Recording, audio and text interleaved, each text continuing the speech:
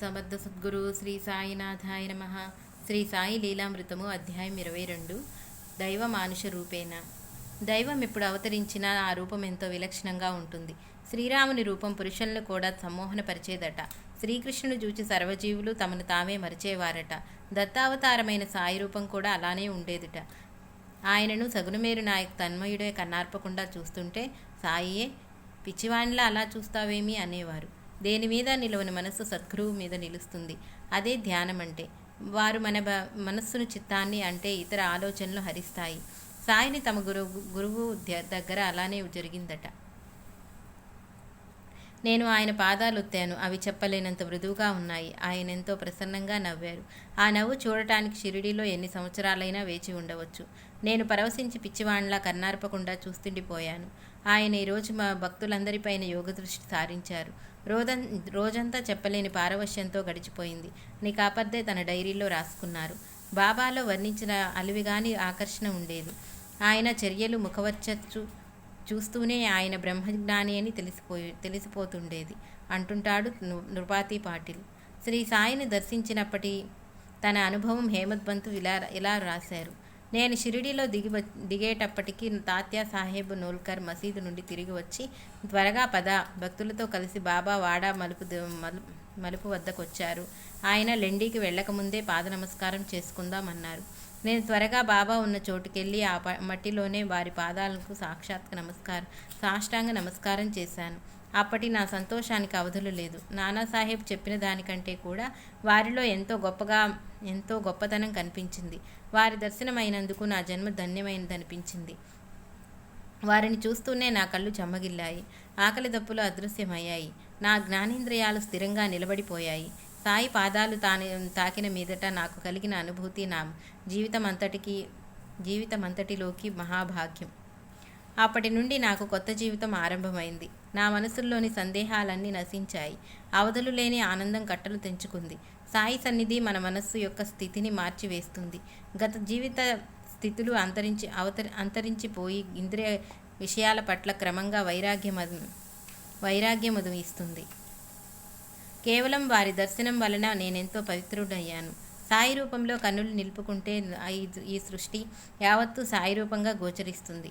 అటు తర్వాత సద్గురు అన్న మాట తలుపుకు రాని శ్రీ సాయే మనసుకు స్ఫురిస్తారు.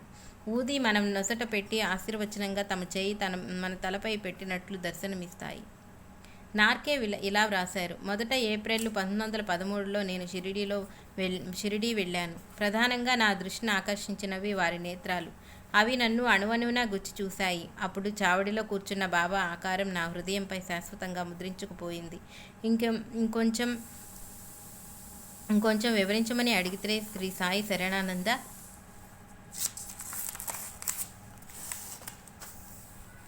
నాతో ఇలా చెప్పారు. సాయిబాబా 5.5 అడుగులు ఎత్తుండేవారు. ఆయన నన్ను సన్నము కాదు, లావు కాదు. శరీర ఛాయ పల్చని పసిమి. వారి కనుగుండ్లు నీలంగా ఉండి చీకట్లో మెరిసేవి. అవి భక్తులకు ఎంతో విశేషంగా చెప్పుకునేవారు. ఆయన నవ్వెంతో మధురంగా ఉండేది. ఉద్ధవ్రాజ్ దేశపాండే ఇలా చెప్పారు. బాబా దేహఛాయ ఎప్పటికప్పుడు మారుతుండేవి.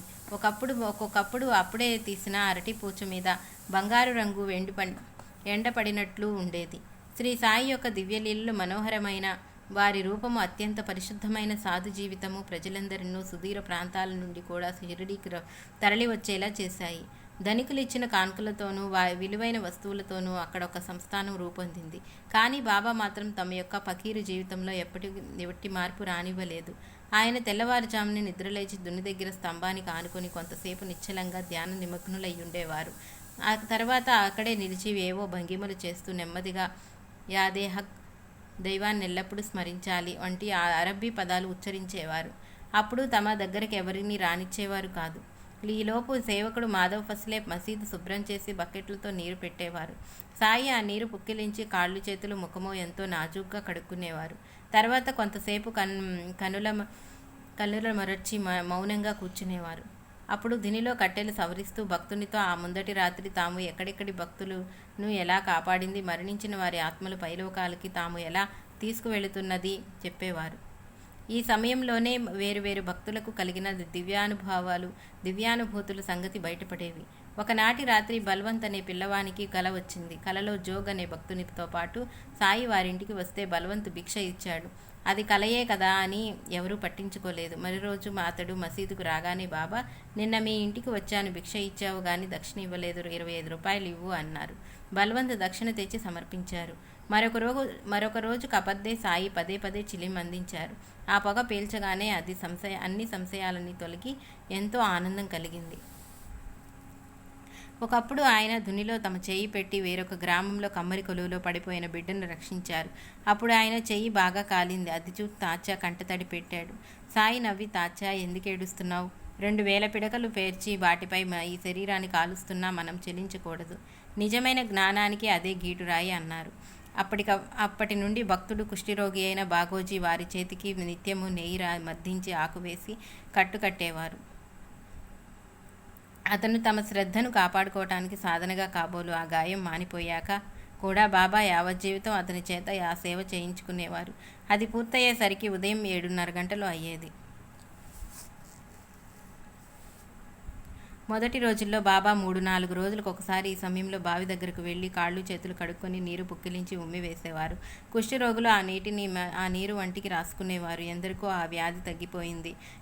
తర్వాత భక్తులు రెండు రాగి హుండాలలో వేడి నీళ్లు 2 బిందెలలో చన్నీళ్లు మసీదులో పెట్టి చుట్టూరా తెరలు దించేవారు. సాయి ఆ నీరు కలుపుకొని సుమారు 1.5 సేపు స్నానం చేసి ధుని దగ్గర నిలబడేవారు. సన్నిహిత సేవకులు వీపు మెడ తల తుడిచేవారు. యోగికి చన్నీటి స్నానము చేసి తీరాలన్న నియమం యోగశాస్త్ర గ్రంథాలు నిషేధించాయి. అంతేకాదు, ఎవరైనా స్నానం చేయమని చెబితే, నేను ఇప్పుడే కాశీ వెళ్ళి గంగలో స్నానం చేసి వచ్చాను, మరలా ఇక్కడ స్నానం ఎందుకు అనేవారు. నిత్యము కాశీలో స్నానం చేయటం శ్రీ దత్తాత్రేయుని ఆచారం. అంటే తామై దత్తాత్రేయుడని ఆయన సూచించారన్నమాట. ఈ రీతిన ఒక్కొక్కసారి ఆయన 6 వారాల దాకా కూడా స్నానం చేసేవారు కాదు. స్నానమయ్యాక ఆయన ఒక రంగు వస్త్రం కట్టుకొని ఒక్కొక్కప్పుడు కఫ్ని తడిపి ధుని మీద ఆరపెట్టి తిరిగి తొడుక్కునేవారు. ఆ కఫ్ని తల చుట్టూ కూడా ఆయన కొన్ని నెలల దాకా మార్చేవారు కాదు.